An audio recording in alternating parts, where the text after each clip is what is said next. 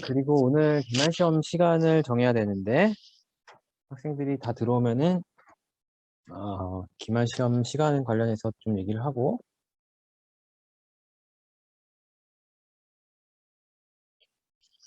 어,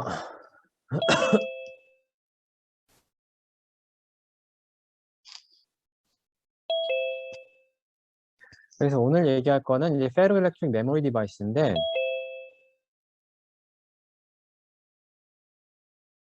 사실 제목이 페로일렉트릭 메모리 디바이스긴 하지만 페로일렉트릭 메모리 디바이스 중에서 FTJ 페로일렉트릭 터널 정션이라고 요즘에 굉장히 그 연구가 많이 되고 있는 소자를 소개를 하고 페로일렉트릭 터널 정션 디바이스 원래는 이제 FEFET 같은 거를 페로일렉트릭 FET 같은 거를 좀 다루려고 했는데 원래 학기 시작할 때는 그 부분을 강의 자료를 좀 추가하려고 그랬는데 제가 준비를 못해서 페로일렉트릭 메모리 디바이스라고 강의 제목이 있지만 지금 이 강의 자료에서는 페로일렉트릭 터널 정션 소자에서 나중에 얘기를 하고 그거 얘기하기 전에는 이제 메모리 그냥 가장 기본적인 메모리 소자들 동작 원리랑 뭐 그런 것들 소개하고 그러니까 내용이 어렵진 않을 거예요. 아, 그래서 이제 컨벤셔널 메모리 디바이스에 대해서 얘기를 할 거고, 페로일렉트릭 메모리 소자를 얘기하려면 이제 페로일렉트릭이 뭔지를 얘기해야겠죠, 그죠?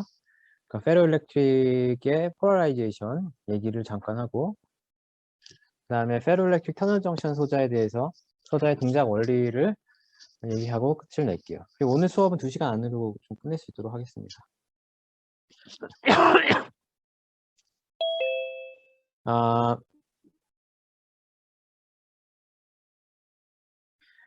그래서 이제 컨벤셔널한 이제 메모리 소자 이제 3개가 있는데 여러분들이 잘 아는 소자일 거예요. SRAM, DRAM, NAND 플래시 메모리가 있는데 SRAM은 Static Random Access Memory고 DRAM은 Dynamic Random Access Memory, NAND 플래시 메모리는 NAND인데 이제 이거는 우리 USB 메모리나 아니면은 SSD에 주로 사용되는 메모리 소자죠. 그죠? 먼저 이제 터미널러지를 용어에 대해서 이제 얘기해야 되는데 RAM이라는 게 이제 Random Access Memory고 이게 뭔가 약간 뭐랑 비교해서 좀 차이가 있냐면은 그러니까 우리가 지금이야 SSD를 굉장히 많이 쓰지만 여전히 하드 드라이브를 많이 쓰죠. 하드 디스크. 그 하드 디스크 같은 경우는 진짜 말 그대로 그 어떤 헤드가 데이터가 쓰여 있는 데를 이제 프로빙을 해가지고 거기에 있는 그 디스크에 있는 데이터를 이렇게 가져오는 거잖아요. 그죠? 그 헤드가 이렇게 기계적으로 움직여서 가서 이제 프로빙 한 다음에 거기에 있는 데이터를 읽어오는 게, 이제 그 하드 디스크인데, 그거는 이제 굉장히 이제 기계적으로 이제 움직이고 물리적으로 뭔가 이제 움직이니까 좀 딜레이나 이런 것들이 좀 큰데, 그런 거랑 달리 이제 램 같은 경우는 이제 그런 딜레이 부분이 굉장히 작다. 그리고 이제 볼라타일하고 non 볼라타일이 있는데 여러분들 많이 들어봤을 거예요. 볼라타일은 이제 그냥 말 그대로 이제 사전적인 의미가 휘발성인 거죠. 가만두면 없어지는 휘발성. 그래서 파워가 이제 끊어지면은 저장되어 있던 데이터가 날아가는 D램이나 이런 애들, S램이나 이런 애들 그렇죠? 이런 애들 그죠? 근데 non volatile은 이제 그, 그 데이터가 영구적으로 이제 그 파워가 없어도 어, 유지가 되는 거죠. 그죠? 자, 그래서 잠깐 그 학생들이 대부분 들어온 것 같아서 기말고사 시간을 정해야 되는데 기말고사를 어, 12월 15일 수요일 날 어떤가요? 12월 잠깐만요. 12월 15일 수요일이고 이 시간에 그러니까 2시부터 12월 15일 수요일 수업 시간 2시간에 괜찮아요? 잠깐 뭔가 안 괜찮은가? 오케이. 자, 아직까지는 다들 괜찮은 것 같은데 다 괜찮은 거죠? 오케이. 자, 그러면은 12월 15일 2시로 하고 그리고 그 중간고사를 보니까 좀 학생들이 많이 어려워하는 것 같아서 기말고사 보기 전에 마지막 수업 시간에 좀 어디에서 문제를 내겠다고 조금 서머리 같은 거를 하려고 하거든요. 그러니까 대학원 수업인데 C 받으면 안 되잖아요. 그죠? 그러니까 어, 그 마지막 수업 시간에 좀 어디서 문제가 나온다 이런 거를 조금 러프하게나마 좀 얘기를 하려고 생각하고 있으니까 마지막 수업 시간에는 좀 와서 들어야 될 것 같고 뭐 그것도 못 들으면 뭐 어쩔 수 없죠. 아무튼 그래야 될 것 같고 그리고 수업 스케줄 상으로 다음 주까지 수업하고 이제 그 다음 주 그러니까 지금으로부터 2주 후가 이제 그 셀프 스터디로 돼 있잖아요. 그죠? 그런데 그 다음 주에 제가 조금 바쁠 것 같아서 다음 주를 그냥 셀프 스터디로 하고 2주 후에 그 마지막 수업을 할게요. 오케이? 그러니까 다음 주를 셀프 스터디로 해서 수업이 없고, 어, 2주 후에 이제 온라인으로 마지막 렉처 노트 얘기하면서 마지막 수업을 하고 끝내도록 하겠습니다. 자, 그리고 기말고사 그거는 스케줄은 이제 거기 러너스에 올리도록 하겠습니다. 12월 15일 수요일 2시고 그리고 다음 주 수업 없는 것도 어나운스먼트에 올릴게요. 다다음 주에 그러니까 셀프 스터디를 한 주 땡긴다고 생각하면 되겠죠. 그죠?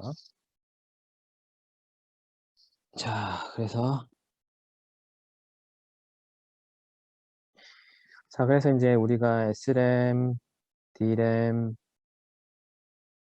뭐 NAND 뭐 이렇게 얘기했는데 이제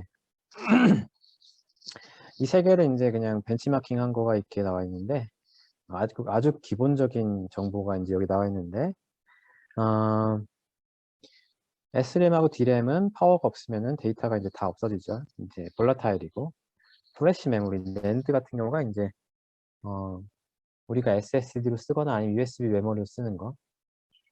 그러니까 파워가 없어도 데이터가 이제 저장이 되어 있는.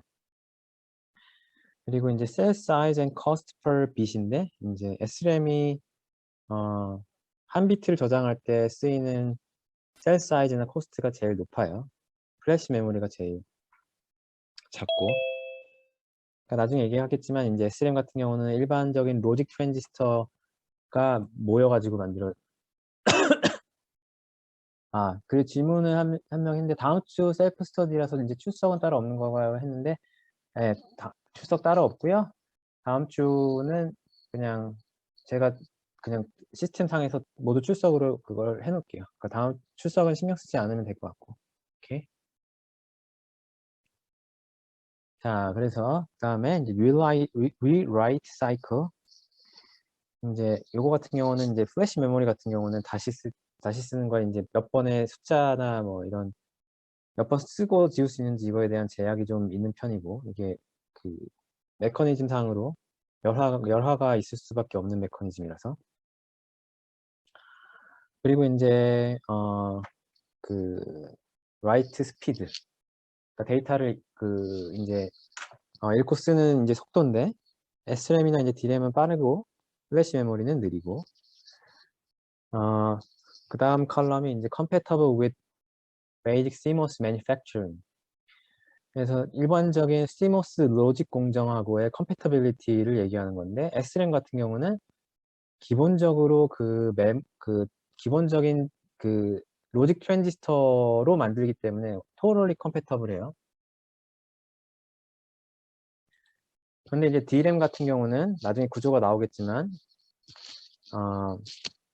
그 로직 트랜지스터가 밑에 하나 있고 거기다 이제 길게 커패시터가 달려 있는 구조라서 완벽하게 컴패터블하진 않고 이제 좀 바꿔야 돼요. 플래시 메모리 같은 경우는 이제 구조가 많이 달라요. 그건 이제 플로팅 게이트 그 차지를 이제 저장하는 게이트 스택에다 그거가 들어가고, 요즘에는 이제 낸드 같은 경우 V 낸드 이러잖아요. 버티컬하게 쌓아 올리니까. 그렇기 때문에 완전 다르죠. 일반 시모스 공정과는 좀 많이 다르죠. 그죠? 그래서 이제 각각의 메인 애플리케이션을 보면은 이제 SRAM 같은 경우는 로직에 이제 같이 들어가서 이제 연산할 때 굉장히 연산할 때 이제 필요한 메모리를 이제 제공해주는 굉장히 빠른 속도로. DRAM 이제 스탠드얼론 칩으로 들어가기도 하고 EDM 해가지고 인베디드 되기도 하고 그렇죠. 이제 플래시 메모리 같은 경우는 이제 여러분들 잘 알겠지만 이제 USB 메모리 따로 있잖아요. 그리고 SSD도 따로 있는 거. 외장으로 있는 것도 있고 이렇게 따로 존재하는 거죠. 그래서 먼저 SRAM에 대해서 아주 간단하게 얘기를 하자면은, SRAM은 볼라타일, 그러니까 파워가 없으면은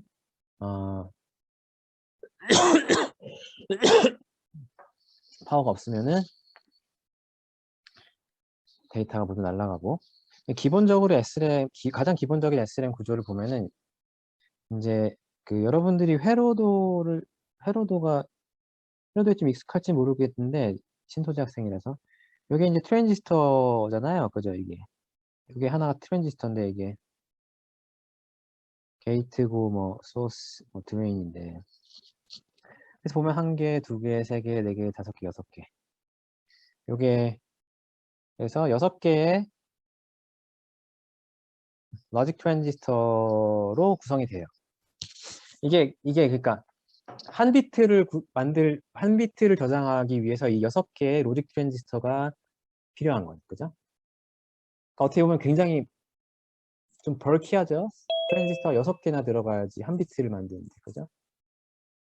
그래서 셀 사이즈는 굉장히 크고, 그리고 한 비트 저장하는데 이제 우리가 들여야 할 노력이나 돈 이런 게 제일 높아요. 제일 비싸요. 근데 이게 왜 쓰냐면 이게 굉장히 빨라요. 이게 굉장히 빠르기 때문에 연산할 때 바로 옆에다 붙여가지고 데이터 넣었다 뺐다를 이제 굉장히 빨리 해야 될 때, 그때 이제 중요한 거죠. 그래서 두 번째 다음 줄에 보면은 composed of two coupled 인버터가 되어 있는데, 보면은 여러분들이 저번에 배울 때 이게 인버터죠. 그죠? 이게 PMOS고 NMOS고, 그죠? 이제 그라운드 돼 있죠. 여기 VDD고, 여기가 아웃이고, 그죠? 여기가 인이죠. 근데 여기 여기 그리고 이제 인버터가 하나 더 있어요. 그죠? 이게 P고 이게 N이고, 그죠? 그쵸? 그리고 이게 잘 보면은 빨간색 인버터의 인풋이 녹색 인버터의 아웃풋과 연결되어 있고, 녹색 인버터의 인풋이 빨간색 인버터의 아웃풋과 연결되어 있습니다. 그죠? 그래서 크로스 커플드 인버터라고 되어 있는 거예요. 근데 뭔가 좀 이상하죠. 이게 왜 그런 거 하냐면은 보통 이제 여러분들이 디지털 로직 같은 거 배웠으면 어떨지 모르겠지만 인버터의 심볼을 이렇게 많이 써요. 이게 Vin이고 Vout이죠. 그죠? 그래서 1을 넣으면 이제 이게 0이 나오는 거죠. 그죠? 이게 서킷으로 보면 여기다 1 넣으면은, 아니다. 여기 하늘색에다가 1을 넣으면은 보라색에서 아웃이 0으로 나오는 거죠. 인버터. 1이 0으로. 0이 들어가면 1이 나오는 거죠. 그래서 보면은 요 심볼을 써서 요 서킷을 다시 그려보면은 이게 녹색이 이렇게 있으면은 녹색의 아웃풋이, 빨간색이 이렇게 있으면은 이렇게 되어 있는 거죠. 그죠? 그러니까 빨간 것의 아웃풋이 녹색 인버터 인풋으로 들어가고, 녹색 인버터의 아웃이 빨간 인버터의 인풋으로 들어가죠. 그죠? 자, 그러면 여기서, 그러니까, 그러니까 이게 뭐냐면은 요게 한 비트를 저장하는 한 비트를 저장하는 어떠한 루프인 거예요. 저장 공간이 이렇게 되는 건데, 이 동작을 잘 보면은, 예를 들어서 빨간 인버터의 인풋이 1이라고 쳐요. 그러면은 요 아웃풋은 0이겠죠. 그죠? 그죠? 그죠? 요거의 아웃풋이 0이니까 녹색 인버터의 인풋이 0일 거고, 녹색 인버터의 아웃풋은 1이죠. 그죠? 그러니까 요 라인은, 요 하늘색 라인은 1이고, 보라색 라인은 0으로 이제 루프가 이렇게 딱 돼가지고 그 데이터가 이렇게 딱 들어가 있는 거예요. 그죠? 그런데 만약에 내가 그리고, 잠깐. 그리고 요러한 상황 말고 다른 상황을 또 생각해 볼 수 있는데, 다른 상황은 뭐냐?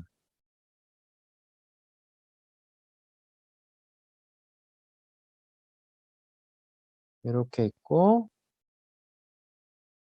이렇게 있는데, 하늘색이 0이고, 보라색이 1일 수 있는 거죠. 그죠? 이러한 두 가지 상황이 존재할 수가 있겠죠. 그죠? 그러니까 이게 한 비트가 되는 거예요. 이러한 상황이, 이러한 상황이거나, 이러한 상황이거나. 그러니까 뭐, 이러한 상황을 뭐, 0 스테이트라고 할 수 있고, 요걸 뭐, 2라고 하면 이제 한 비트가 이렇게 이제 저장이 되는 거예요. 그죠? 그러면은, 내가 지금 이렇게 묶여 있는데, 예를 들어서 요거를 본다고 하면 얘는 영원히 하늘색이 1이고 영원히 보라색이 0인 거 아니에요 라고 생각할 수 있죠. 근데 이걸 어떻게 하냐면 write를 할 때 이 비트를 이게 만약에 내가 0이라고 디파인하고 이걸 1이라고 했으면 0에서 1로 갈 때 그냥 보라색을 갖다가 바깥에다 이제 빼가지고 바깥에 지금 여기 뭐 트랜지스터 두 개가 있죠. 그죠? 요게 이제 그 비트를 write 하거나 read 할 때 쓰이는 액세스 트랜지스터예요. 그러니까 여기에 밖에 있는 트랜지스터 가지고 요거로 여기가 0인데 여기 1로 하고 싶어 그러면 요 트랜지스터로 1로 바꾸면 돼요. 여기를 1로 바꾸면은 이제 여기가 그 보라색이 1이 되면서 여기는 0으로 되는. 그러니까 요 크로스 커플드 인버터에 이제 비트가 0 아니면 1이 이제 저장이 되는데 거기에 저장이 되어 있는 안정적으로 이제 이 루프로 돼서 안정적으로 저장이 되어 있는데 그거를 어떻게 비트를 바꾸냐면은 외부에다가 이러한 요게 이제 요 트랜지스터가 더 달려서 얘네가 이제 write를 하거나 이제 read 할 때 쓰이는 거예요. 그래서 이 오퍼레이션은 이제 다음 페이지에 아마 나올 텐데 그래서 좀 더 더 자세히는 이제 오퍼레이션 다음 페이지 나올 거고 그 다음 줄에 보면은 same transistor and fabrication process with the basic CMOS technology. 그러니까 일반적으로 우리가 막 TSMC나 인텔이나 뭐 이런 데서 얘기하는 테크놀로지 노드 가지고 이제 그냥 CMOS 테크놀로지로 그냥 SRAM을 만들 수가 있어요. 왜냐면 그냥 기본적으로 다 기본적인 로직 트랜지스터로 만들어지니까. 그래서 보통 이제 메이저 회사들에서 새로운 테크놀로지를 얘기를 할 때 SRAM을 항상 같이 얘기해요.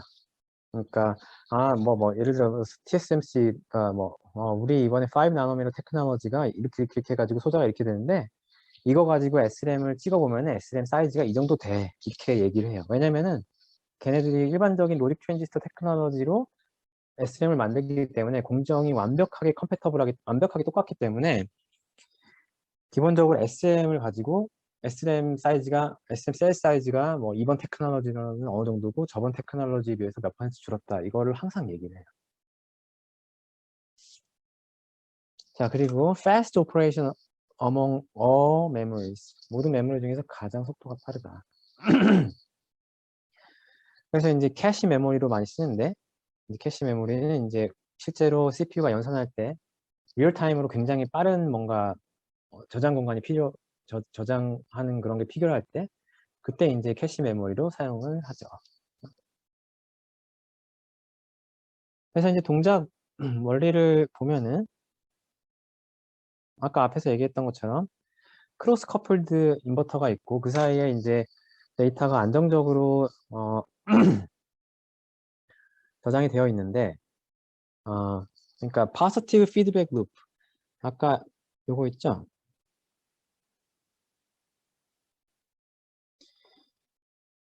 요게 보면은 이게 루프로 연결이 되어 있지만 이게 positive feedback loop라는 게 보라색이 0이면 여기는 그 하늘색은 1일 수밖에 없는 거죠. 그죠? 그렇기 때문에 이 0일이라는 사태가 굉장히 타이트하게 물려가지고 영원히 이제 유지가 되는 거죠. 그죠? 그러면 이제 이게 0이고 이제 여기가 1인데 여기 1이 이제 0으로 가고 0이 1로 가는 상황을 어떻게 할 것인가? 그게 이제 나와 있는데 여기에 이제 액세스 트랜지스터 두 개 있는데 예를 들어서 내가 레프트 인버터 아웃풋을 아, 어, 그러니까 이거는 이제 포지티브 피드백 루프를 얘기하는 건데 이건 아까 설명한 거긴 한데 뭐 레프트 트랜지스터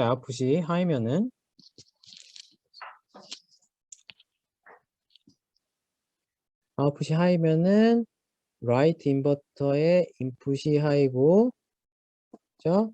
얘의 레프트 아니다 레프트 인버터의 아웃풋이 하이면은 라이트 인버터의 인풋이 하이고 여기 아웃풋이 로우고 다시 이제 여기 왼쪽 인풋이 로우로 가는 거죠. 그죠? 이게 이제 포지티브 피드백 루프가 있다. 그렇죠? 자, 그러면 이제 이거를 내가 이 비트를 뭐 바꾸고 싶다 할 때는 여기 양쪽에 이제 트랜지스터가 이렇게 있는데 여기에 워드 라인이 이렇게 있죠. 그죠? 그리고 빈 라인이 이렇게 내려와 있는데 빈 라인을 그러니까 여기도 보면은 여기 빈 라인이 있고 빈 라인 C라고 있어요. 빈 라인 C가 뭐냐면 빈 라인 컴플리멘터리라는 뜻이에요. 그러니까 빈 라인이 1이면은 여긴 0이고 여기가 0이면 1이에요, 항상. 그게 규칙이에요. 자, 그래서 우리가 빈 라인을 만약에 로우로 해줬다. 빈 라인을 로우로 해줬다. 그러면은 빈 라인 컴플리멘터리는 하이가 돼야겠고 그다음에 워드 라인을 내가 여기를 하이로 해준다. 여기 1로 한다. 그럼 어떻게 돼요? 여기를 내가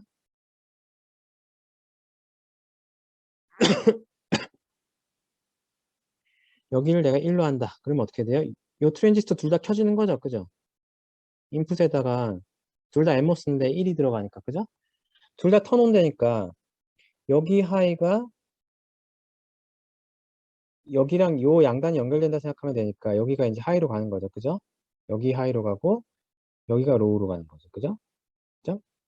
레프트 인버터의 아웃풋이 로우로 가고 우리가 0으로 뒀으니까 이게 여기랑 이제 연결됐으니까 0으로 가고 라이트 인버터의 아웃풋은 이제 여기 1이니까 1로 가는 거죠. 여기 양쪽 연결되니까. 그쵸? 그래서 이제 여기 0, 여기 1, 뭐 여기 0. 이게 이러한 컨피규레이션이 이제 라이트 되는 거죠. 반면에 뭐 빈라인 컴플리멘타리를 컨피규레이션을 바꿔주면은 이렇게 요 안에 크로스 커플드 인버터의 그것도 이제 폴라리티도 바뀌게 되는 거죠. 그죠? 자, 그게 이제 라이트 하는 기능이고, 그쵸? 우리가 외부 액세스 트랜지스터로 안에 크로스 커플드 된 인버터를 드라이브 해주는 거죠. 어떠한 상태로. 그죠? 리드는 뭐냐면은, 리드일 때도, 리드일 때도 이제 여기 요 액세스 트랜지스터를 이걸 하이에서 켜주고 이제 센스 앰플리파이어 서킷이라는 게 이제 달리는데 그 센스 앰플리파이어 서킷이 이제 빈라인하고 빈라인 컴플리멘터리에 이제 떨어지는 볼티지를 이제 센싱 해가지고 요 안에 이게 0, 1인지 10으로 되어 있는지 요거를 이제 판별하게 되어 있어요. 그래서 뭐 요거 센스 앰플리파이어가 어떻게 연결되어 있고 이거는 사실은 뭐 얘기할 건 없을 것 같고 그냥 요렇게 한다. 그 빈라인과 빈라인 컴플리멘터리에 전압을 이제 센스 앰플리파이어 서킷으로 리드해서 뭐 이렇게 바꾼다. 이렇게 이 정도만 이해하고. 자, 그리고 D램 같은 경우는 D램도 역시 볼라타일이고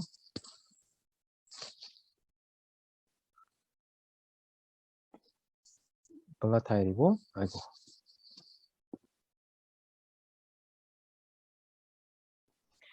D램 같은 경우는 트랜지스터 하나랑 커패시터 하나가 그냥 달려있는 거, 그게 끝이에요.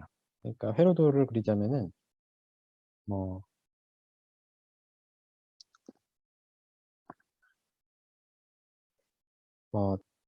트랜지스터가 이렇게 있고 이렇게 캐파시터 하나가 있고 여기 이제 워드 라인이 들어가고 여기에 빈 라인 들어가고 이러한 구조로 되어 있어요. 그래서 이제 이게 한 비트를 저장하는 거죠, 그죠? 그러니까 SRAM에 비해서 굉장히 간단하죠, 그죠? 셀 사이즈가 작고 코스트 펄 비트도 이제 SRAM에 비해서 굉장히 낮다. 회로도가 여기 나와 있네요. 그러니까 워드 라인이 이렇게 내려가면서 트랜지스터를 껐다 켰다 하는 라인이 이제 워드 라인이죠. SRAM도 마찬가지로 워드 라인이 이제 액세스 트랜지스터를 껐다 켰다 했죠, 그죠? 근데 빈 라인이 여기랑 연결이 되어 있고, 그죠? 드레인 사이드랑 연결이 되어 있고, 그죠?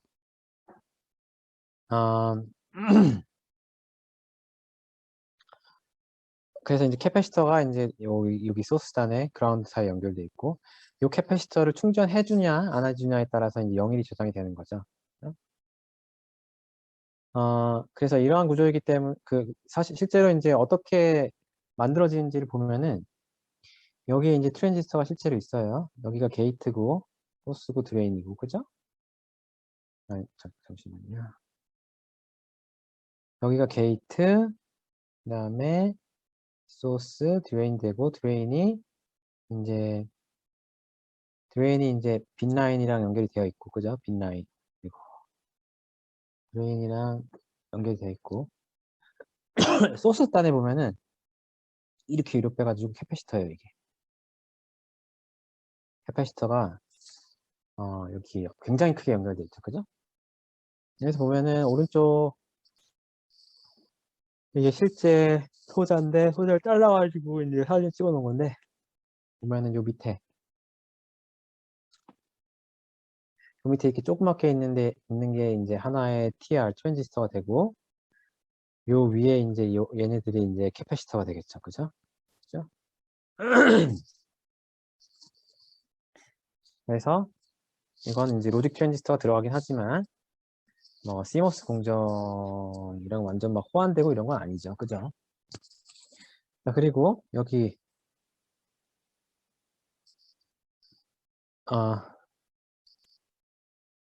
each bit line has unavoidable capacity라고 되어 있는데 여기 빈 라인 요 밖에 캐패시터가 엄청 큰 게 사실은 있어요. 사실 이것도 되게 커 보이는데 얘가 이제 빈 라인 바깥에 굉장히 큰 캐패시터가 하나가 있어서 그 캡은 어떻게 우리가 피할 수 없는 그런 캡이 하나 있어요. 이걸 왜 얘기하냐면은 이거가 있기 때문에 이제 D램에 0이 들어가 있는지 1이 들어가 있는지 다시 얘기해서 이 캐패시터에 차지가 차 있는지 아니 충전이 안 돼 있는지를 요 캡을 가지고 좀 이제 나중에 그 디텍트를 하는 거예요. 그죠? 어떻게 하냐면은 여기 뒤에 나와 있는데 여기 나와 있는데 이제 나중에 얘기를 할 텐데 일단은 오퍼레이션에 대해서 이제 얘기를 하자면은 셀 캐파시터를 VDD나 0으로 차징을 했다가 안 했다가 하면서 0, 2를 이제 만드는 거죠. 그죠? 이렇게 해서 캐파시터가 있고 워드 라인이 있고 빈 라인이 있는데 뭐 여기가 충전이 되어 있으면은 뭐 VDD 여기가 VDD 거고 충전이 안 돼 있으면 이제 뭐 0이겠죠. 그죠? 그걸 가지고 이제 충전이 되어 있는지 안 되어 있는지를 판단해서 0과 1을 저장한다. 그래서 이제 라이트를 만약 하려면은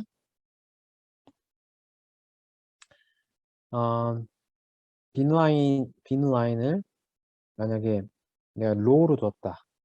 빈 라인을 그라운드 시켰다. 그런 다음에 워드 라인을 하이로 해서 이 트랜지스터를 턴 온 하면은 이제 그라운드니까 여기 다 빠지겠죠. 차지가 그죠? 디스차지가 되겠죠? 그래서 셀 캐파시터가 이제 셀 캐파시터가 로우로 가는 거고 그죠? 디스차지 되니까. 근데 요거 빈라인을 이제 하이로 빈라인을 VDD로 걸어준 다음에 워드 라인을 하이로 해서 켜주면은 여기가 이제 VDD까지 충전이 되는 거죠. 이 캐파시터가 그죠? 그죠? 이게 이제 여기다가 이거를 충전했다가 안 했다가 다른 얘기로 그 1을 썼다가 안 썼다가 하는 거를 이제 어 이러한 동작으로 결정을 해주게 되고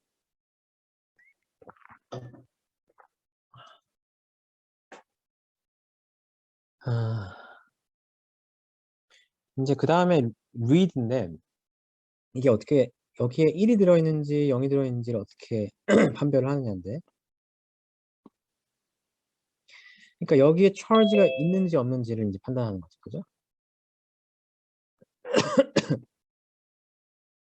여기서 아까 앞에서 얘기했던 unavoidable capacitor가 이제 쓰이는 거죠.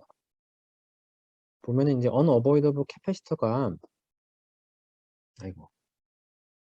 unavoidable capacitor가 여기 하나 이렇게 달려 있어요. 이걸 CBL이라고 할게요. CB9. 그리고 이제 여기에 캐패시터를 이제 D램에 있는 캐패시터라고 하면은 읽기 전에 어떻게 해야 되냐면은 빈라인 캐패시터를 충전을 해줘요. 이 빈라인 캐패시터를 여기를 충전시켜 가지고 여기를 half VDD로 세팅을 해놔요. half VDD로 세팅을 한 다음에 그러면 이제 빈라인 캐패시터의 차지가 차겠죠. 그죠?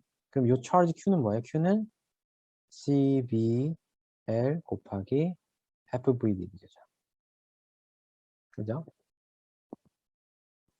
자, 그런 다음에 만약에 워드 라인을 켰어. 워드 라인 하이로 하면은 빈 라인이랑 여기랑 여기서 양단이 연결된 거죠. 그죠? 그럼 어떻게 돼요? 여기에 요 캐패시터에 차지가 있는지 없는지를 이제 찾아야 되는 건데 CB 빈 라인의 캐패시턴스가 그 D램에 달려있는 캐패시턴스보다 훨씬 커요. 그렇기 때문에 여기에 있는 차지를 뭐 Q 프라임이라면은 요 Q는 요 Q 프라임보다 엄청나게 커요. 그렇기 때문에 여기에 이 전체에 있는 charge를 그냥 Q라고 우리가 어프록시메이션을 해도 상관이 없어요. 그죠? 자, 그러면은 원래는 Q가 있고 Q, C 빈라인하고 그라운드가 돼서 그리고 여기를 우리가 VDD half라고 했었는데 그래서 total charge는 빈라인 캐패시턴스에 있는 charge는 이렇게 되는데 이제 워드 라인에 하이를 해가지고 여기다 캡을 하나 더 단 거죠. 그죠? 그죠? 그러면 이제 요 캡을 하나 더 달았을 때 여기 V는 어떻게 될까? 원래는 VDD 1 over 2였는데 요 새로운 V는 뭘까를 생각해보면 V 곱하기 C 여기에 있는 charge 더하기 V 곱하기 CBL 여기 있는 charge 이거를 더한 게 원래 여기에 있던 charge랑 똑같겠죠. 그죠? 그래서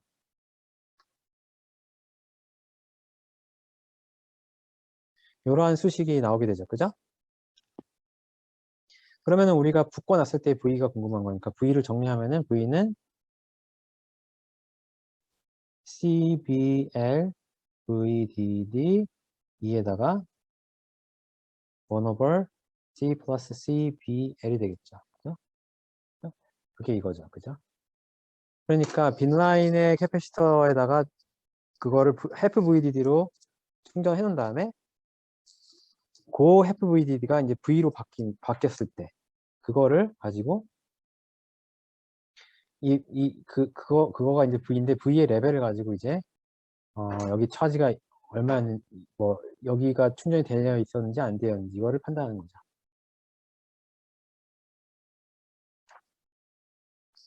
The sense amplifier circuit monitor voltage on the bin-line to determine the storage state. 그러니까 여기가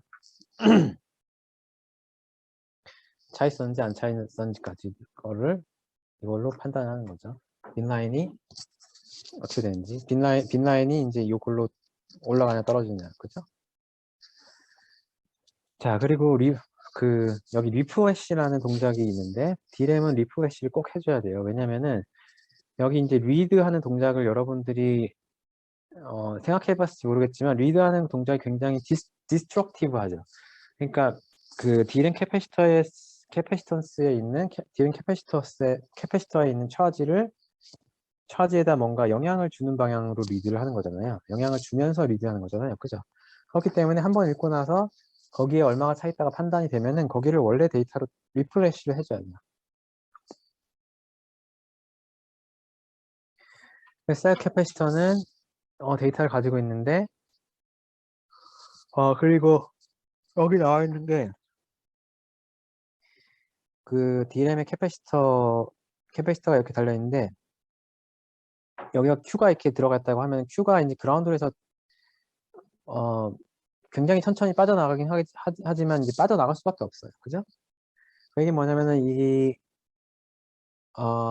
D램에 저장된 데이터가 로스가 일어난다는 얘기죠. 그죠? 그래서 이제 한정된 시간 동안만 이거를 이제 차지를 홀드할 수 있기 때문에 이제 리프레시를 또 해줘야 돼요.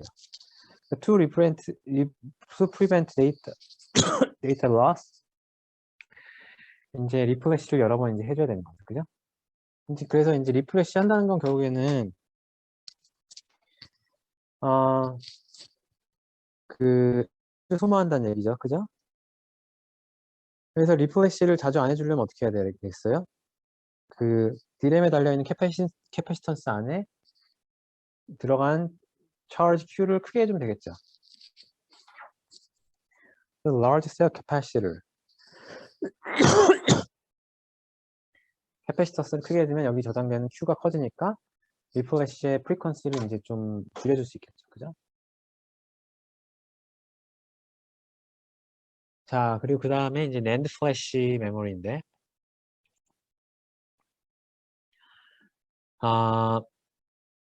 NAND 플래시는 이제 non-volatile 타입의 메모리고, 기본적으로 이제 데이터를 저장하는 데 쓰이는 거고, 여기 밑에 스케매틱이 나와 있는데 구조가 이렇게 돼 있어요.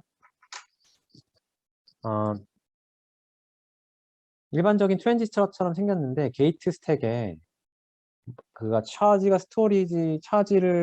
담을 수 있는 어떠한 레이어를 이렇게 담고 있죠. 그죠? 이게 차지 스토리지 레이어인데 이제 two gate insulator sandwiching charge storage layer. charge storage layer는 실리콘 나이트라이드도 많이 쓰이고 뭐 다른 인슐레이터도 쓰이고.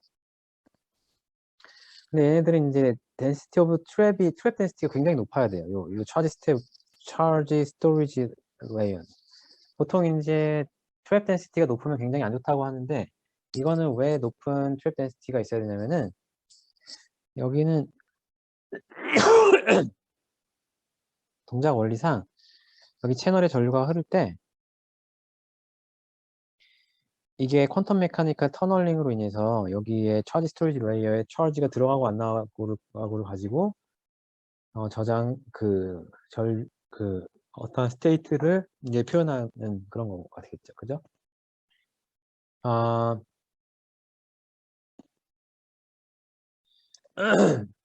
그래서 SRAM과 DRAM에 비해서 코스트가 굉장히 이제 낮고 그렇지만 이제 CMOS 테크놀로지와의 컴패터빌리티는 굉장히 떨어진다. 구조 자체가 굉장히 다르잖아요. 그죠? 그렇기 때문에 만약에 하려면은 이제 CMOS 공정에서 출발했다 하면은 굉장히 많은 변화가 필요하다. 그죠? 그래서 이제 낸드 플래시의 오퍼레이션에 대해 간단히 얘기하면은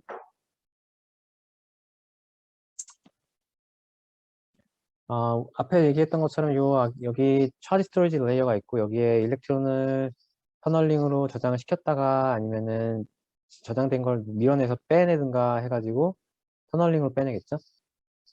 거기서 오는 이제 VT의 변화, 스레셜드 볼티지 변화를 가지고 어, 우리가 비트를 1로 했는지 0으로 했는지를 판별하는 그런 게 되겠죠. 그래서 보면은 storing electrons in the charge storage layer 아, 아, 그러니까 여기 트랩이 많은 스토리지 레이어를 쓴다 그랬죠. 그렇죠? 그 트랩이 일렉트론이 들어갔을 경우와 트랩이 일렉트론이 안 들어갔을 경우. 그래서 이제 요거를 터널링으로 여기 빨간색으로 표시된 것처럼 터널링으로 이제 일렉트론을 채워줬다 빼줬다 하는데 여기에 일렉트론을 채워줬다 빼줬다 한다는 얘기는 결국엔 뭐냐면 여기다 게이트에다가 일렉트릭 필드를 엄청나게 많이 건다는 얘기죠. 그래야지 터널링이 생길 테니까 그죠?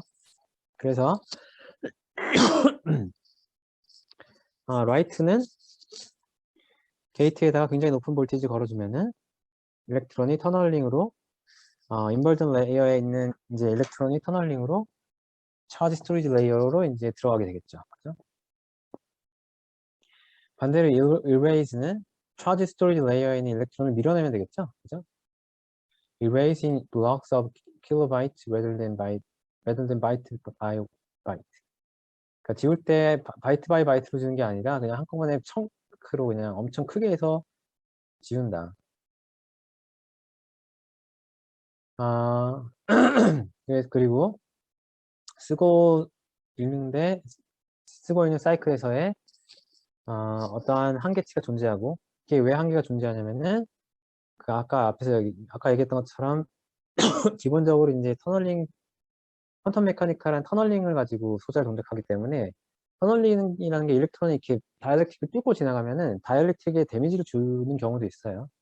그렇기 때문에 리키지 패스 같은 게 생겨날 수가 있죠. 열화에 의해서. 그래서 싱글 리키지 패스 can discharge. 그 옥사이드가 한번 이렇게 그러니까 터널링으로 여러 번 해서 이제 뭔가 커런트가 지나갈 수 있는 길이 생겨버리면은 이게 이제 더 이상 낸드 플래시를 못 쓰는 거죠. 그죠? 자, 그리고 3D X 포인트에 관해서 아주 잠깐 얘기하고 넘어갈 텐데, 이거를 한 10분만 쉬었다가 다시 합시다. 오케이?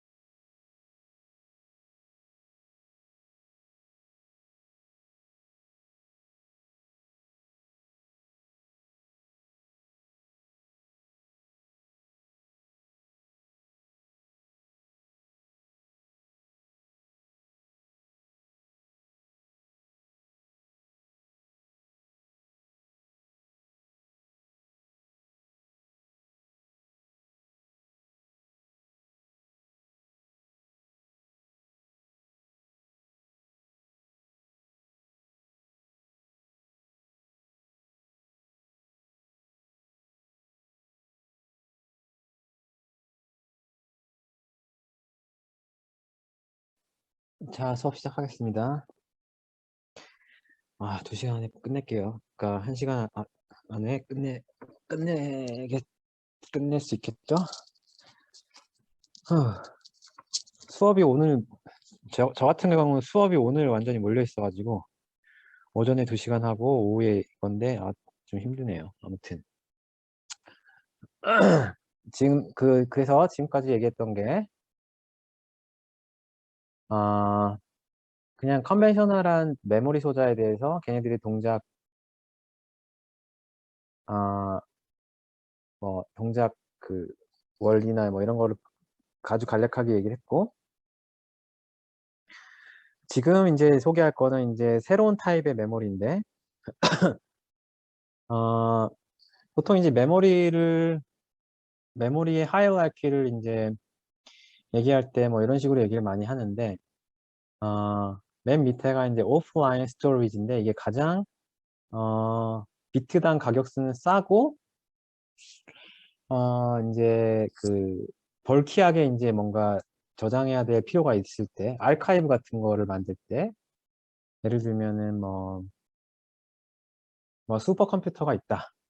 근데 슈퍼컴퓨터도 보면은 슈퍼컴퓨터 연산하는 데가 있고, 거기에 어카운트를 가진 사람들이 그 데이터를 저장하는 데가 보통 따로 있어요. 그 슈퍼컴퓨터 안에서, 그 네트워크 안에서. 그래서, 어, 그런 데는 이제 슈퍼컴퓨터 연산하는 데 말고, 정말 데이터를 보관하는 데는 마그네틱 테이프 있죠. 그걸 아직도 써요.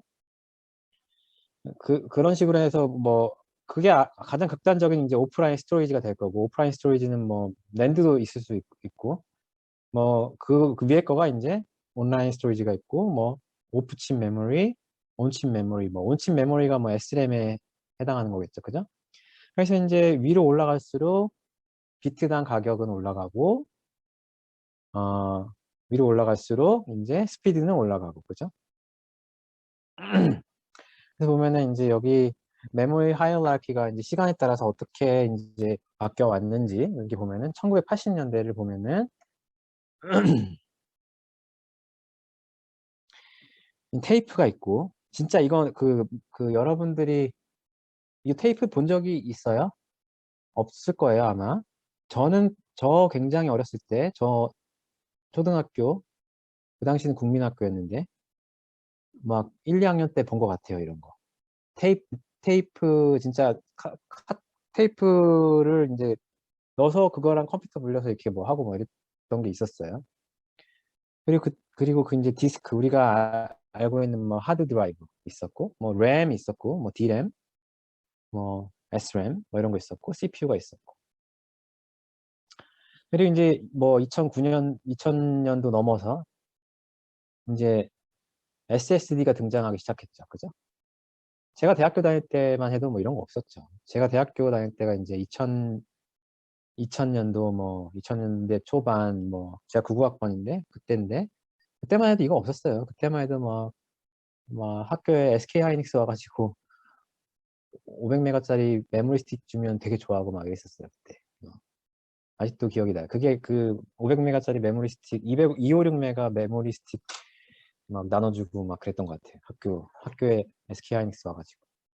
아무튼 그때는 사실 SSD라는 개념도 없었고 그냥 USB 메모리 정도 그런 개념은 있었던 것 같아요. 대학교 1, 2, 3, 4학년 때 그랬던 것 같아요.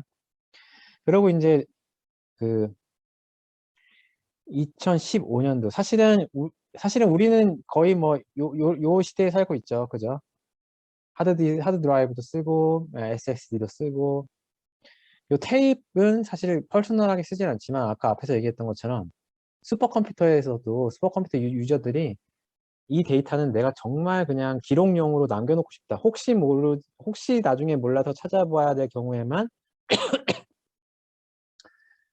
스토어 하고 싶다고 하면은 그거는 이거 마그네틱 테이프에다가 해요. 그런 데는 진짜. 그런 데는 이제 로딩 할 때 엄청 오래 걸리죠. 거기에 이제 만약에 저장해 놔가지고 진짜 혹시나 해서 저장해놨는데 진짜 혹시나 할 상황이 생겨가지고 그거를 들여다봐야 될 상황이 왔을 때는 진짜 막 로딩하는데 진짜 오래 걸리는 거 아무튼. 하지만 데이터는 살아있는. 실제로 쓰긴 써요. 그래서 여기 우리는 이제 요 건데 여기 2015년도에 이제 스토리지 클래스 메모리라는 게 등장을 하기 시작하죠. 이게 뭐냐면은 사실은 이게 원래는 스토리지 클래스 메모리 여기 보면은 스토리지 클래스 메모리인데 memory device somewhere between DRAM하고 NAND. DRAM과 NAND 사이에 있는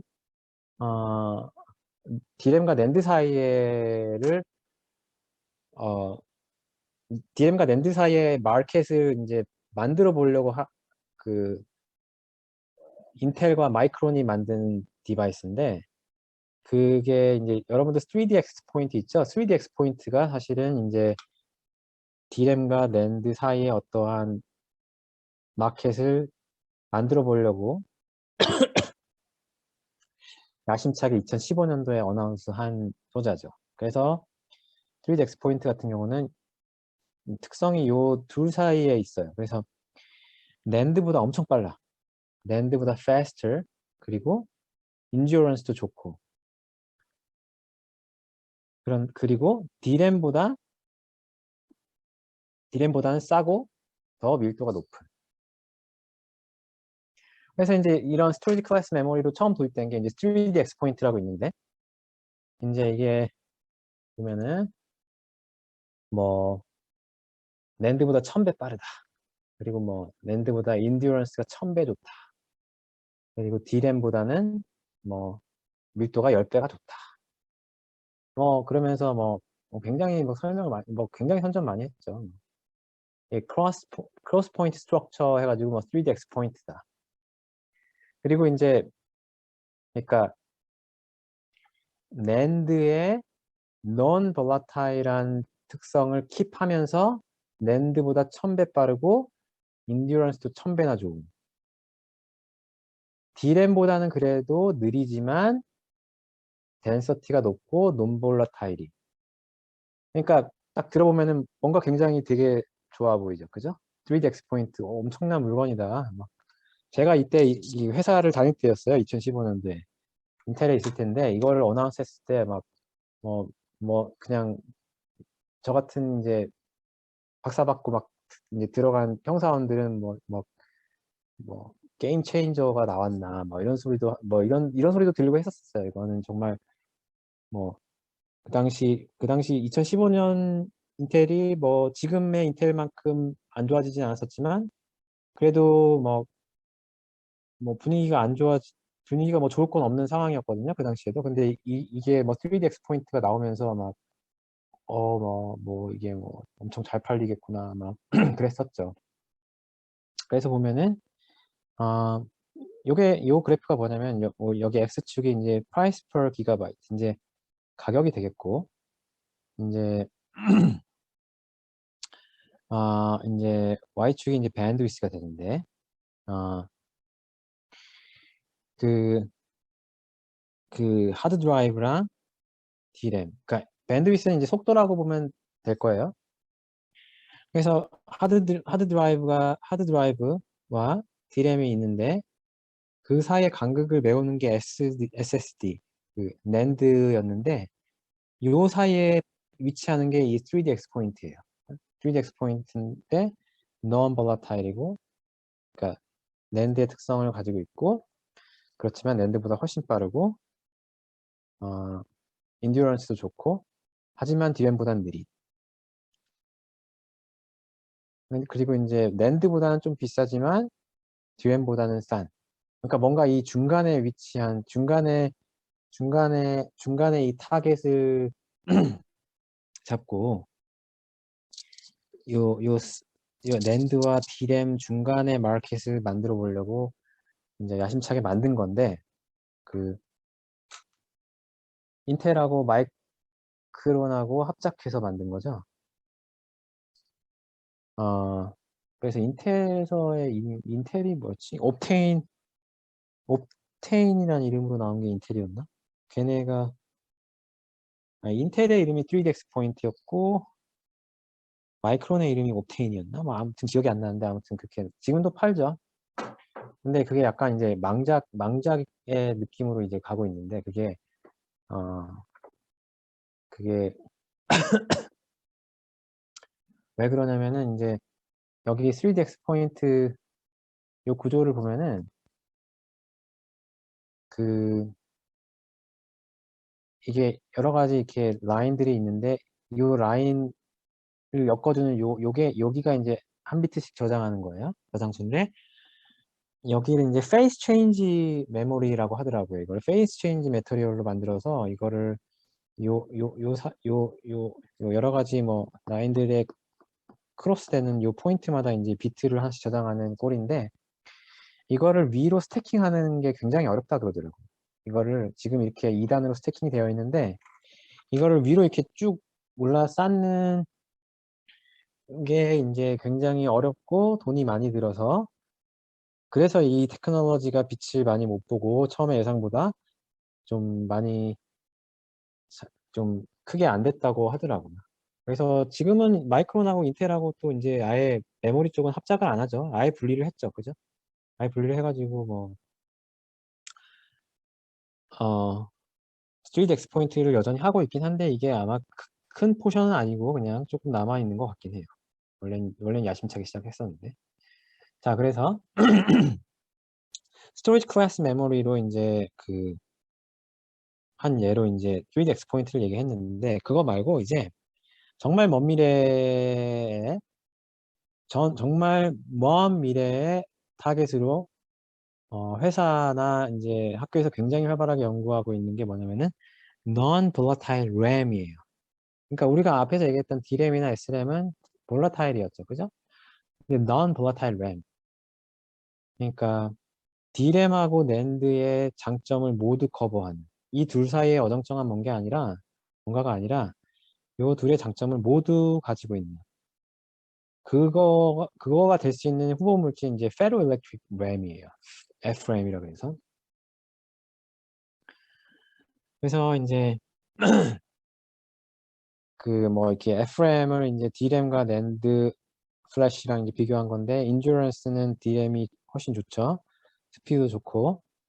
근데 낸드가 이제 리텐션이 길죠. 요거를 취합한 게 이제 FRAM이 되겠는데 이제 그걸로 이제 우리가 이러한 애플리케이션으로 이제 굉장히 활발하게 얘기를 하고 있는 소자가 활발히 이제 그 연구되고 있는 소자가 이제 ferroelectric tunnel junction 메모리인데 그거에 대해서 이제 얘기를 할게요. 그래서 그거에 대해서 얘기하기 전에 우선 ferroelectric이 뭔지를 우리가 알아야겠죠. 그죠? ferroelectric이 뭔지를 얘기할 텐데 아주 간단하게만 얘기하고 넘어갈 거예요. 그리고 다음 주가 아니라 이제 다음 주는 수업이 없고 그 다음 주에 NCFET을 얘기할 때 이제 ferroelectric을 더 얘기할 텐데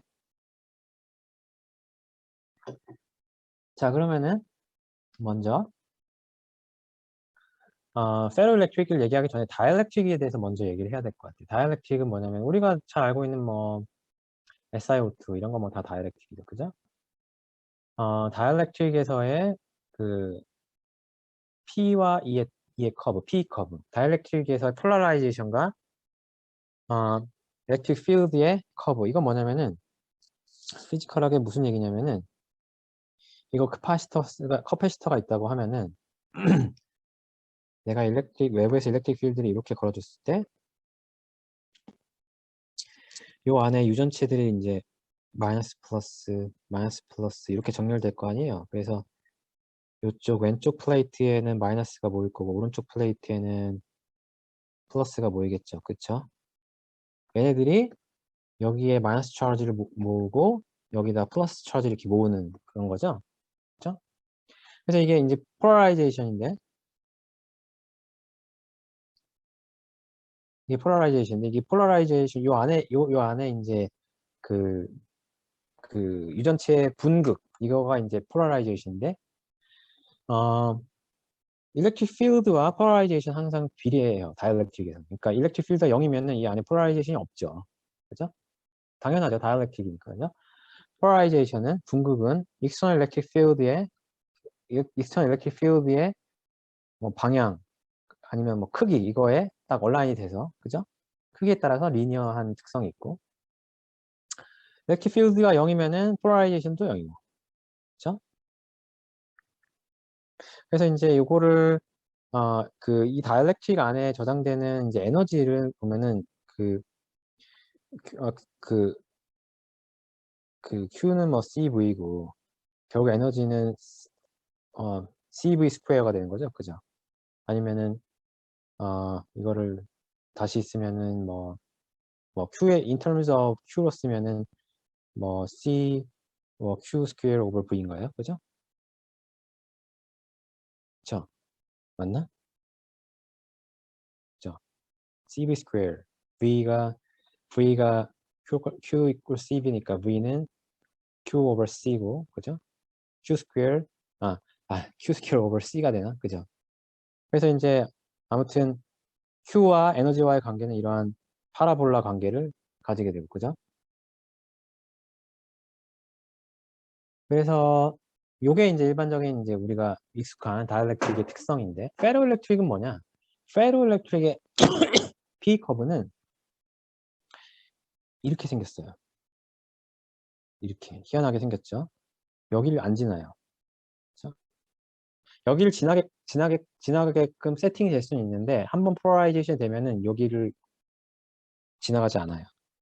이게 뭐냐면은 페로일렉트릭 같은 경우는 일렉트릭 필드가 한번 걸려서, 예를 들어서 여기 이게 페로일렉트릭이라고 치면은 일렉트릭 필드가 플러스 마이너스 이렇게 걸려서 궁극이 이렇게 있었다고 하면은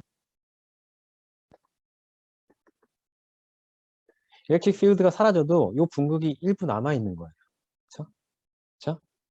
그렇기 때문에 일렉트릭 필드가 쭉 걸렸다가 다시 돌아와도 아까 다이렉트릭 같은 경우는 이렇게 갔다가 여기로 돌아오는데, 얘는 만약에 처음에 그 페로일렉트릭의 분극이 요 안에 요 안에 페로일렉트릭이 강유전체가 굉장히 랜덤하게 디스트리뷰션이 되어 있다면 이 폴라라이제이션이 에버리지로 0으로 출발할 수가 있겠죠. 그죠? 요 안에 굉장히 뭔가 랜덤하게 처음 시작할 때 랜덤하게 그냥 요 분극이 있었다고 하면 0에서 시작할 텐데 0에서 쭉 출발해가지고 일렉트릭 필드를 걸어서 이제 폴라라이제이션이 쭉 올라갔다가 한번 분극이 된 상황에서 거꾸로 내려올 때 원래 올라갈 때 따라갔던 라인을 올라가지 그러니까 요걸 그대로 내려오는 게 아니라 이렇게 내려온다는 얘기예요. 그래서 일렉트릭 필드가 0일 때 분극이 남아있는, 폴라라이제이션이 남아있는. 그래서 이 필드가 없어졌음에도 불구하고 이쪽 양 플레이트에 차지를 유도할 수 있는 그런 게 페로일렉트릭이에요.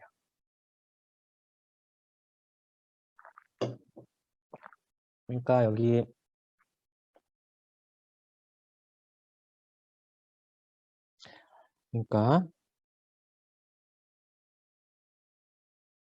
start with randomly polarized domain.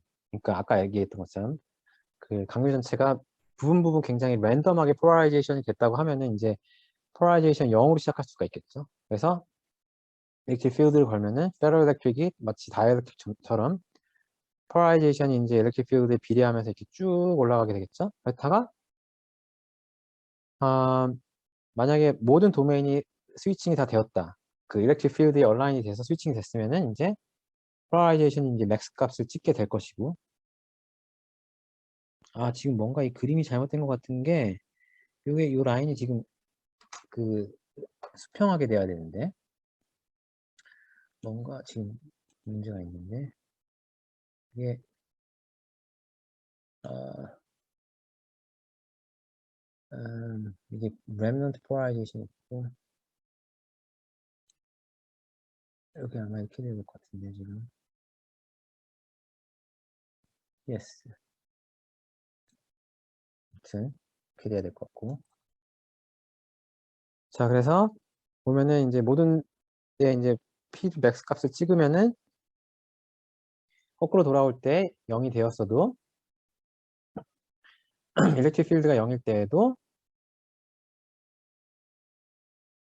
폴라라이제이션 값이 남아있다. 그 남아있는 폴라라이제이션 값을 뭐라 그러냐면은, 아, 잠깐만요. 이게 어떻게 된 거야?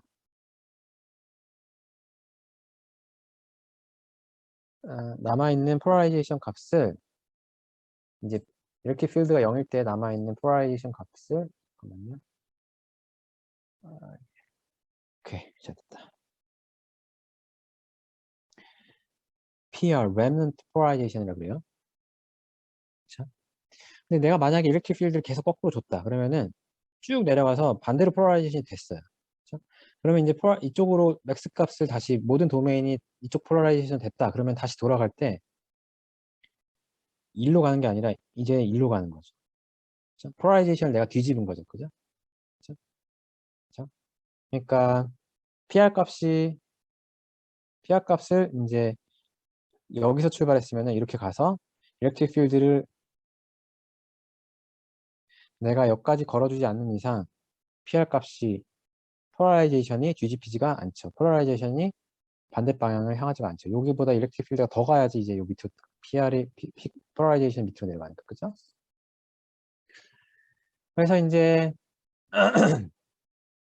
얘네들의 이제 그 강류 전체 에너지와 저장된 Q와의 관계를 그려보면은 요러한 모양을 띠게 되어 있어요. 요거 왜 요렇게 되어 있는 거는 이제 나중에 이제 다음 강의 자료인 NCP에서 설명을 많이 할 텐데 그래서 보면은 요 에너지 랜드스케이프를 보면은 요 부분이랑 요 부분이 지금 미니멈이잖아. 미니멈이잖아요. 그죠? 그 얘기 뭐냐면 요 두 포인트에서 그 에너제티컬하게 미니멈인 두 포인트가 존재하는 거죠. 이 포인트가 결국에는 요 포인트랑 요 포인트 두 개에 해당하는 거예요. 그죠? 아, 그래서 더 얘기하면은 아, 그 non-depolarization 일렉트릭 필드가 0일 때도 PR 값이 존재를 한다. 그러니까 이게 remnant polarization인데 zero electric field일 때도 0 아닌 polarization이 두 방향 이쪽 방향이거나 아니면 이쪽 방향으로 존재한다. spontaneous polarization PS 이거는 아 이게 extrapolated 된 거라서 여기 밑으로 이렇게 떨어지는구나. 사실 spontaneous polarization은 이제 사실 많이 쓰는 용어는 아닌데 요 이제 saturation 됐을 때 여기서 이제 리니어하게 extrapolate해서 이제 y축과 만나는 점을 spontaneous polarization이라고 해요. coercive field라고 있어요. EC 이게 뭐냐면은 그 강유 전체의 모든 폴라라이제이션을 없애주는 데 필요한 일렉트릭 필드. 그러니까 여기가 EC죠. 그러니까 일렉트릭 필드를 여기까지 걸어줘야지 P가 이제 0이 된 거잖아요. 그죠? 얘도 이제 만약에 여기서 출발했다고 치면은 아이고 여기서 출발했다고 치면 일렉트릭 필드를 왼쪽으로 보내주면 이렇게 내려가죠. 그죠? 일렉트릭 필드가 이렇게 외방을 움직이면은 여기까지 왔을 때 폴라라이제이션이 0이 되는 거예요. 그죠? 그래서 폴라라이제이션을 완전히 제거해줄 때까지 필요한 일렉트릭 필드가 coercive field다. spontaneous polarization can be reversed by applying electric field. 그러니까 이게 중요한 건데 이 폴라라이제이션이 일렉트릭 필드에 따라서 위를 향하게 갔다가 일렉트릭 필드를 거꾸로 걸어가지고 다시 밑을 향하게끔 바꿔줄 수 있다. 이게 중요한 거예요. 이게 결국에는 우리가 메모리로 사용할 수 있는 물질이란 거죠. 그죠? 우리가 일렉트릭 필드를 한쪽 오른쪽으로 쭉 걸면은 폴라라이제이션을 위쪽으로 셋업할 수 있고 반대로 네거티브로 쭉 걸어주면은 폴라라이제이션을 밑에로 셋업할 수 있고 그죠? 그죠? 이제 이렇게 이제 외부 일렉트릭 필드 가지고 강유 전체 폴라라이제이션 방향을 바꿔줄 수 있는 이 프로퍼티를 우리가 페로일렉트릭 기반의 메모리 소자로 응용을 할 수 있겠죠. 그죠? 자, 그래서 이제 FTJ에 관해서 얘기할 텐데, 이것만 이제 얘기하고 오늘 수업 끝낼 텐데, Ferroelectric Tunnel Junction Device. 이게 뭐냐면은, non-volatile이고, 굉장히 스트럭처 자체가 굉장히 심플해요. 투 터미널 스트럭처예요. 아까 앞에서 얘기한 NAND, 뭐 DRAM 이런 거 다 3터미널이었죠, 그죠? NAND도 그냥 보면은 소스 드레인하고 게이트가 있었고, DRAM도 마찬가지였고, 그죠? 근데 FTJ는 심플하게 2터미널 소자예요. 그래서 구조를 보면은 그냥 굉장히 간단해요. 페로일렉트릭이 있으면은 요 페로일렉트릭을 양단에 메탈이 그냥 연결하고 있는 to metal or 아니면은 페로일렉트릭을 메탈이나 세미컨덕터가 양쪽에 위치하고 있는 뭐 이런 구조예요. 아니면은 뭐 메탈 페로일렉트릭 인슐레이터 세미컨덕터 뭐 이런 구조도 쓰긴 해요. 아무튼 기본적인 구조는 강유전체가 있으면은 양단에다가 그 메탈을 붙여서 그 둘 사이에 그러니까 페로일렉트릭을 뚫고 지나가는 전류를 가지고 다른 얘기로 하자면은 그 메탈 양단의 메탈을 사이에 있는 저항 페로일렉트릭이 가져다주는 저항의 차이를 가지고 메모리를 1 아니면 0으로 바꿔보겠다는 거예요. 오케이? 자, 그래서 동작 원리가 이제 나와 있는데 방금 얘기했던 것처럼 그 두 양단에 걸리는 두 양단의 그 레지스턴스가 높고 낮음을 0과 1로 쓰겠다, 메모리로. 터널링 일렉트로 레지스턴스 이게 그 FTJ를 얘기할 때 주로 쓰는 그 터미널러지인데 TER, 터널링 일렉트로 레지스턴스 through ferroelectric layer 그 ferroelectric layer를 뚫고 지나가는 그 저항이 두 개의 스테이트 0과 1을 만들어낸다. 근데 우리가 생각하기에 페로일렉트릭이 있고 0과 1이 있으면은 아니 그 메탈이 이렇게 연결돼 있으면은 둘 사이를 흐른 저항이 왜 바뀌죠라고 물어볼 텐데 이 저항이 페로일렉트릭 안에 있는 폴라라이제이션의 방향에 따라서 바뀝니다. 그래서 polarization of ferroelectric in one direction 그러니까 뒤에 이제 나올 텐데 ferroelectric 메탈이 있으면 여기 페로일렉트릭 폴라라이제이션 이렇게 된 경우랑 이렇게 된 경우가 저항이 달라요. 그래서 뭐 페로일렉트릭이 이 방향으로 되어 있을 때 TER이 높으면은 레지스턴스가 높으면은 반대로 이제 이 방향으로 뒤집혔을 때는 TER이 낮은. 그래서 요 레지스턴스 차이를 메모리로 쓰려는 거예요. 자, 그래서 이거를 애널리티컬하게 이제 분석한 논문에 나온 거를 가지고 좀 더 애널리티컬하게 좀 더 시스테매틱하게 분석을 해볼 텐데 이거는 단순히 메탈, 페로일렉트릭, 메탈 스트럭처예요. 자, 그래서 우리가 한번 생각을 해보면은 예를 들어서 페로일렉트릭의 폴라라이제이션이 요 위에 그림에 있는 것처럼 보면은 폴라라이제이션 방향이 오른쪽에서 왼쪽이에요. 그래서 페로일렉트릭의 방향이 폴라라이제이션 방향이 오른쪽에서 왼쪽으로 가고 있어요. 그러면은 여기에 있는 여기에 있는 폴라라이제이션 차지 여기 시그마 P로 돼 있는데 시그마 P는 여기에다가 일렉트론을 가져오고 싶어 하겠죠. 메탈 쪽에, 그죠? 메탈 쪽에 일렉트론을 가져오고 싶어 할 거고 반면에 이 오른쪽은 여기는 홀드를 가져오고 싶어 하겠죠. 그죠? 그래서 우리가 앞에 그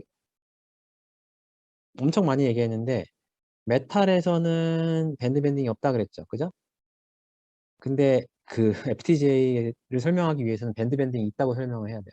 밴드 밴딩이 아주 조금 있어요. 토머스 퍼미 스크리닝이라는 걸 여러분들이 고체 물리나 이런 데서 배웠을지 모르겠지만 토머스 퍼미 스크리닝 이펙트 때문에 굉장히 작지만 메탈 쪽에도 charge의 디스트리뷰션에 따라서 밴드 밴딩이 있어요. 그래서 여기에는 왼쪽엔 네거티브 charge를 가져오고 싶기 때문에 밴드 밴딩이 밑으로 가고, 오른쪽에는 플러스 charge를 가져오고 싶어 하기 때문에 밴드 밴딩 위로 갑니다. 그렇죠?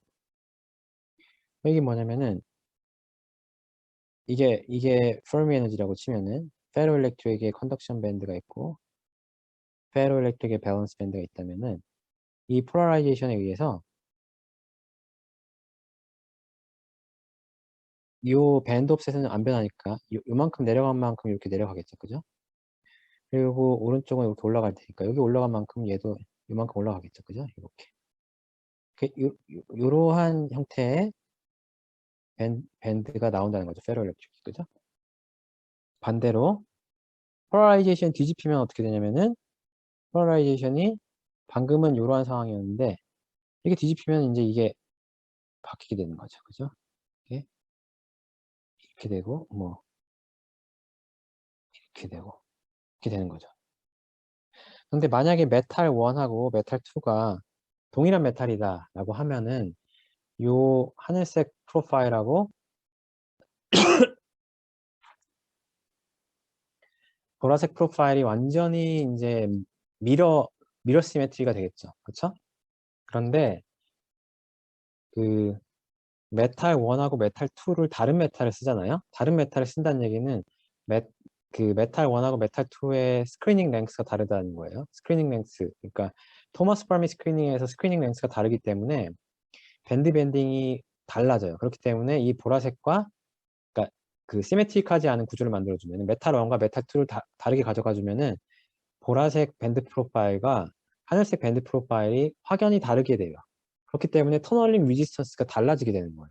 그러니까 앞으로 이제 여기서 계속 설명이 될 텐데 자 먼저 뭐 폴라라이제이션 뒤집어진 거 이런 거는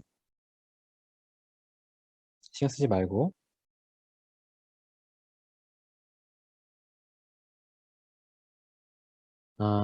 먼저 그냥 요 상황만 볼게요.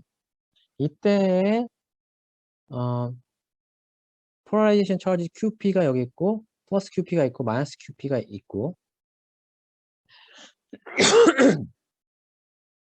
얘네가 메탈 쪽에 유도하는 차지. 그러니까 요 플러스에서 오는 일렉트릭 필드를 스크리닝하기 위해서 모여드는 일렉트론들을 우리가 스크리닝 차지라고 그래요.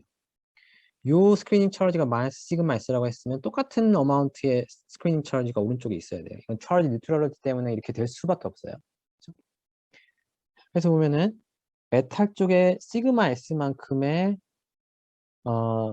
프리캐리어가 모였다고 했을 때 그 메탈 쪽의 포텐셜 프로파일은 여기 토머스 퍼미 스크리닝에 따라서 이렇게 표현이 가능해요.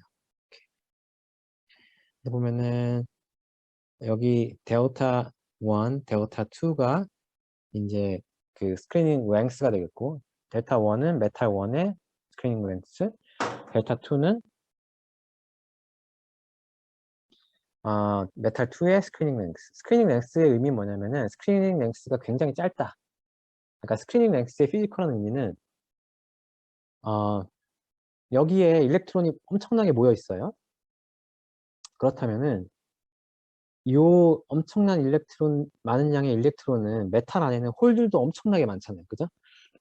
프리캐리어가 많으니까. 여기에 엄청나게 많이 있는 일렉트론들이 있으면은 이 일렉트론들이 엄청나게 많은데 많은 홀들을 콜롬 인터랙션에 의해서 불러오겠죠. 그러니까 일렉트론이 여기 있으면 얘네들이 일렉트릭 필드에 의해서 주변에 있는 홀들을 막 불러올 거란 말이에요. 그렇죠? 그렇죠? 자, 그렇게 되면은 이 홀들이 있었을 때와 홀들이 없었을 때의 상황 두 개를 비교해 보면은 홀들이 모여있기 전에는 여기서 오는 일렉트릭 필드가 굉장히 멀리 영향을 미칠 수 있겠죠. 그죠?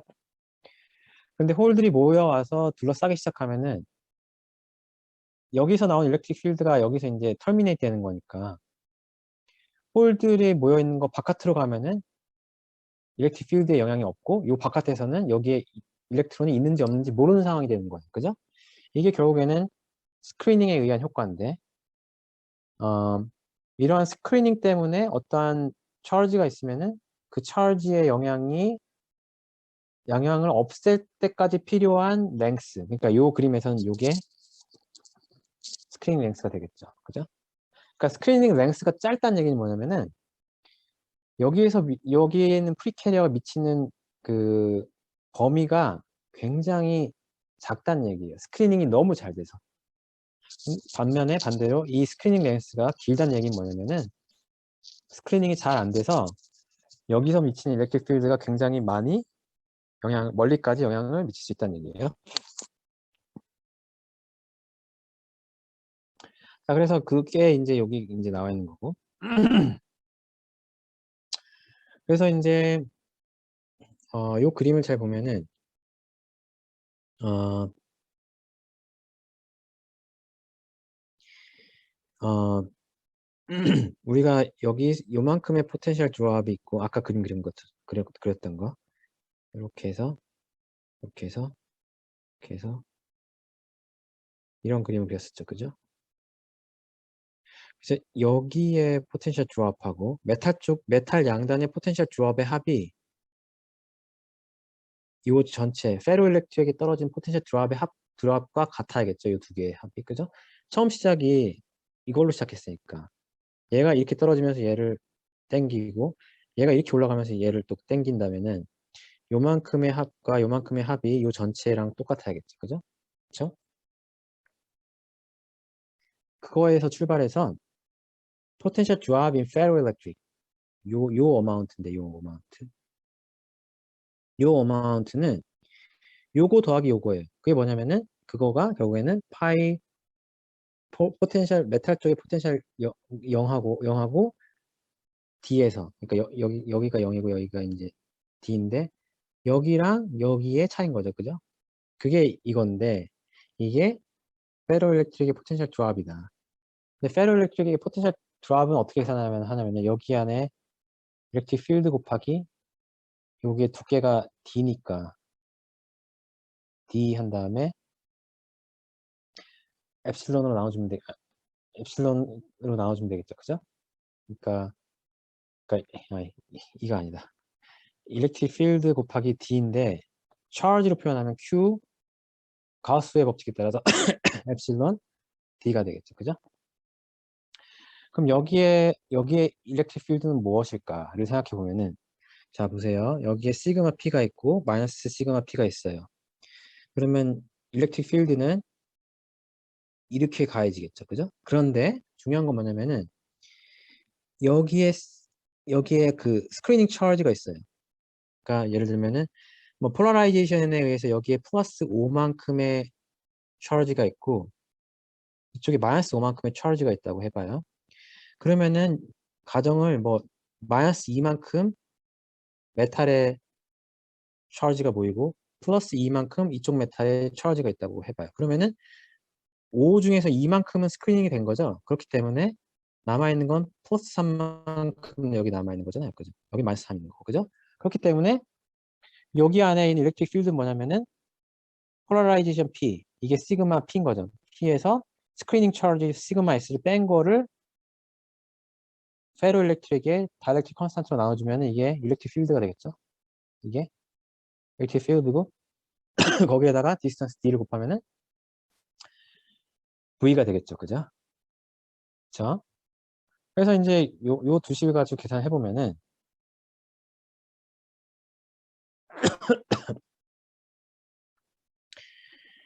아 요런 식이 나오게 되는 거예요. 그죠?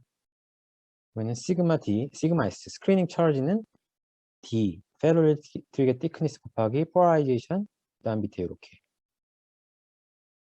그래서 요거를 사실 요거의 의미를 지금 좀 잘 살펴보면은 두 개의 극단적인 케이스를 생각해 볼 수 있는데 먼저 too good screening in metal 메탈 쪽의 스크리닝이 너무 잘 돼.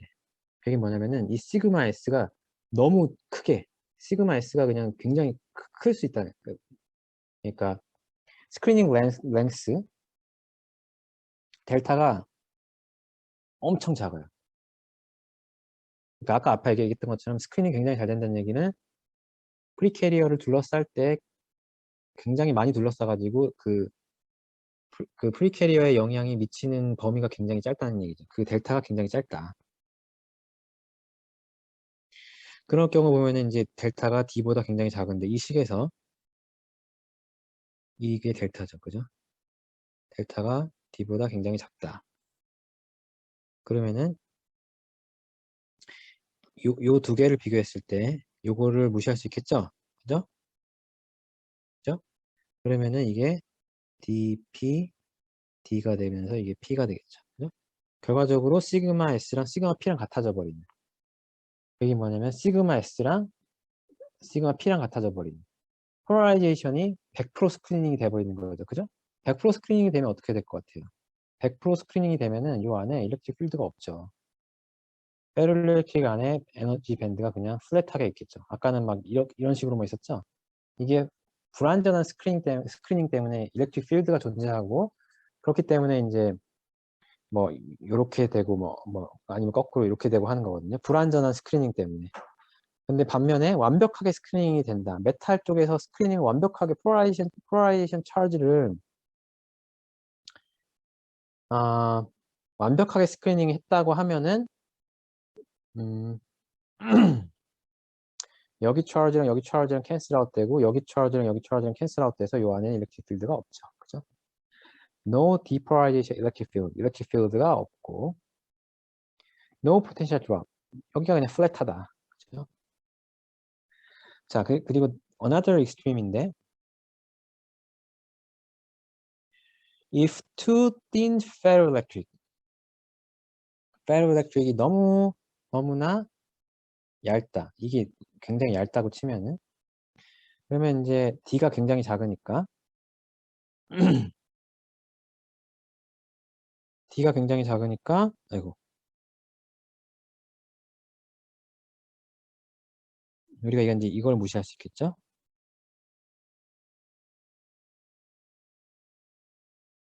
그리고 이것도 무시하니까 그냥 시그마 S가 0이 되는 거죠. 그죠?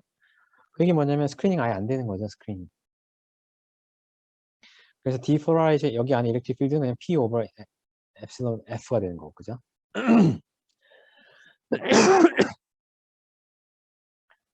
자, 그래서 이제 그 FTGA의 동작 원리와 관련된 내용인데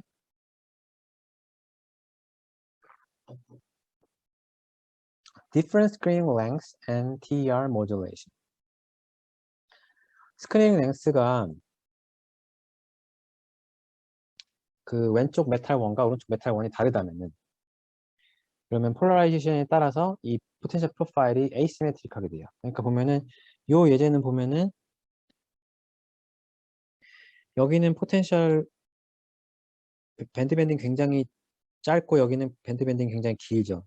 그러니까 스크리닝 랭스가 굉장히 긴 거예요. 얘는 스크리닝 랭스가 굉장히 짧은 거고 스크리닝 잘 되는 거예요. 그죠? 폴라라이제이션을 뒤집으면은 이게 이렇게 돼요. 그래서 요 둘 사이에 스위칭 오브 폴라라이제이션이 이 그 포텐셜 프로파일에 미친 영향이 이제 다르다는 거죠. 그래서 보면은 P가 이쪽 방향 할 때는 왼쪽을 향할 때는 이게 이렇게 됐었다가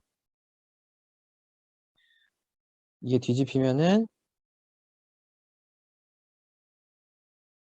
그래서 이거를 그냥 터널링 커런트를 계산하기 위해서 에버리지를 취하면은 뭐 대략 요렇게 여기를 그냥 에버리지를 해볼 수 있겠죠. 그죠?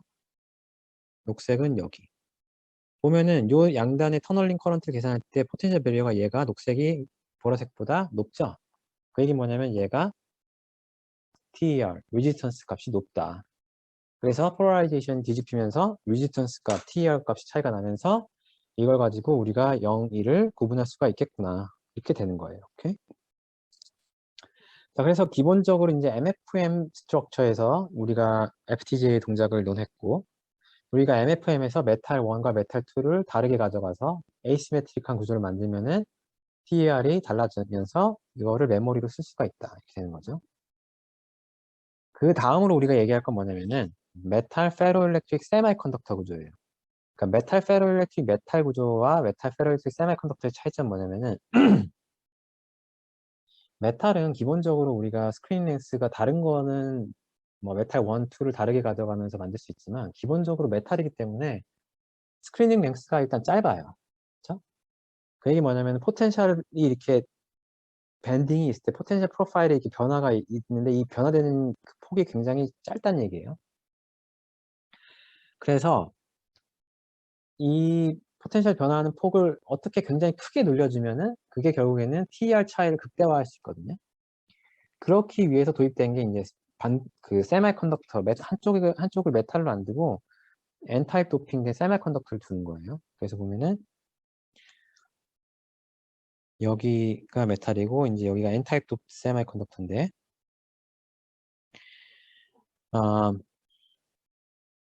먼저 TER이 낮은 상황을 먼저 보면은 페로일렉트릭의 폴라라이제이션이 이제 오른쪽으로 향하고 있다고 치면은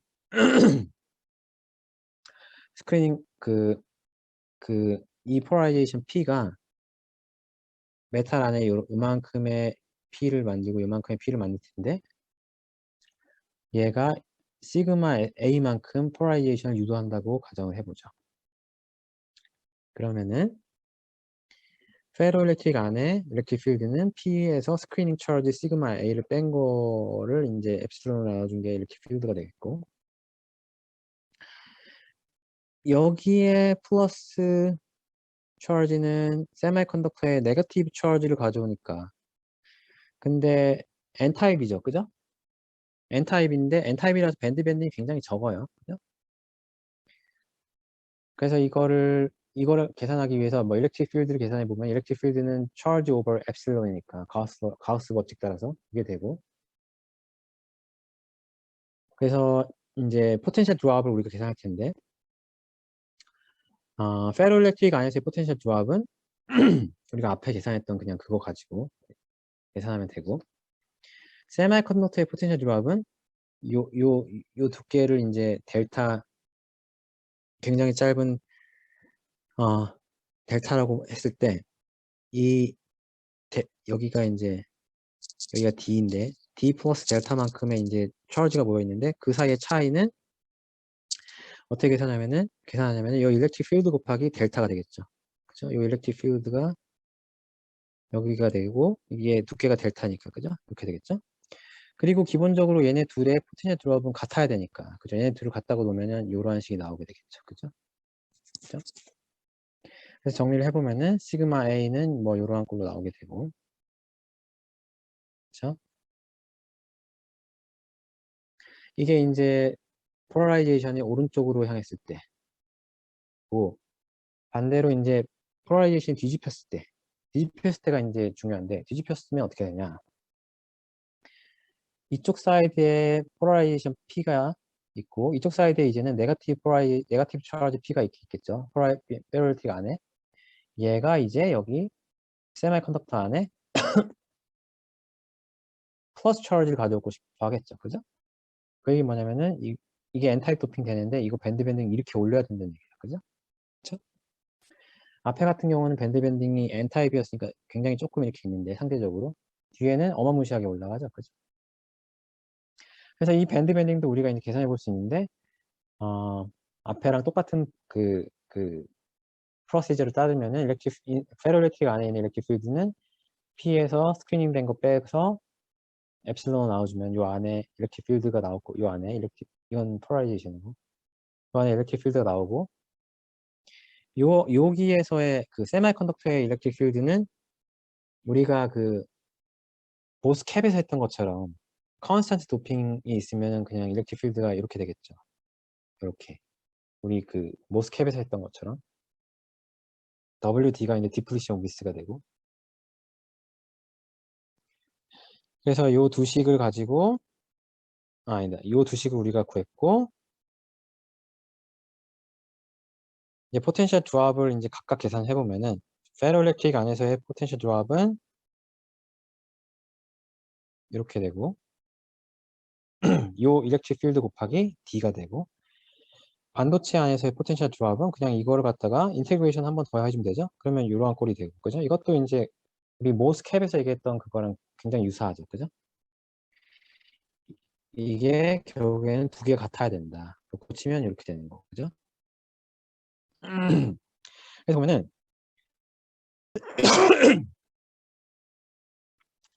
아, 보면은 요 식에서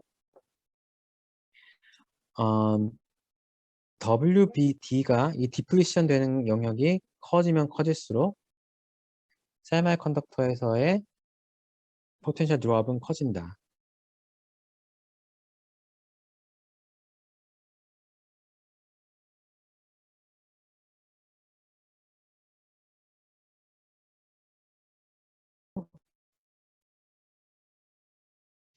이게 포텐셜 드롭, 세미컨덕터의 포텐셜